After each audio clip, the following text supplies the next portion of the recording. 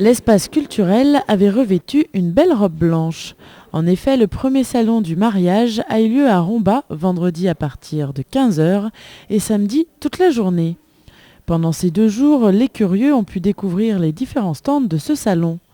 Jacques Schneider, organisateur de cet événement, a souhaité créer un lieu intimiste et différent des autres salons qui font plutôt référence à une foire. Ce salon du mariage est donc basé sur la créativité et le sur-mesure. Le salon du mariage est organisé avec 4 partenaires.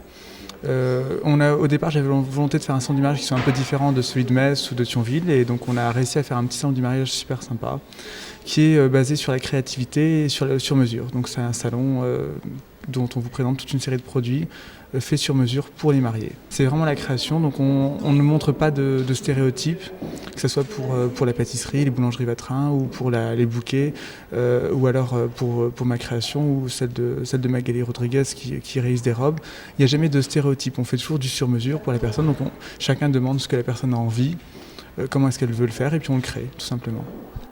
Ce salon est né grâce à Jacques Schneider et ses partenaires, mais également grâce à la demande de certains clients qui ont souhaité découvrir un salon plus sélectif et convivial.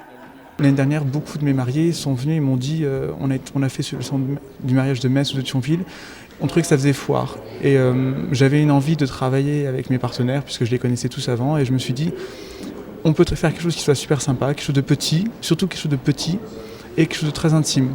Donc sur invitation, on invite les personnes qu'on a envie d'inviter, qui ne sont pas forcément des personnes qui vont se marier, ou des personnes qui vont se marier, mais surtout pour montrer notre savoir-faire et faire quelque chose qui ne soit pas une foire, mais faire quelque chose qui soit basé sur, entre guillemets, quelque chose de luxueux, un petit loft, comme vous avez pu le voir.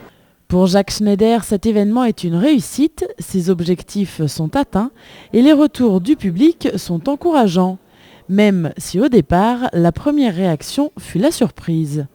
Les personnes sont assez surprises parce qu'au départ, elles s'attendent tous à voir un peu une espèce de foire ou un forum. Elles voient un petit appartement et elles sont tous très surprises également parce qu'on est à leur écoute.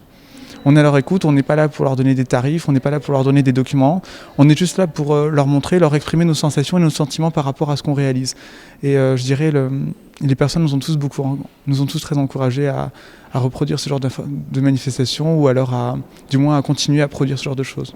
Les encouragements sont de circonstance, alors Jacques Schneider, plus motivé que jamais, ne va pas s'arrêter en si bon chemin.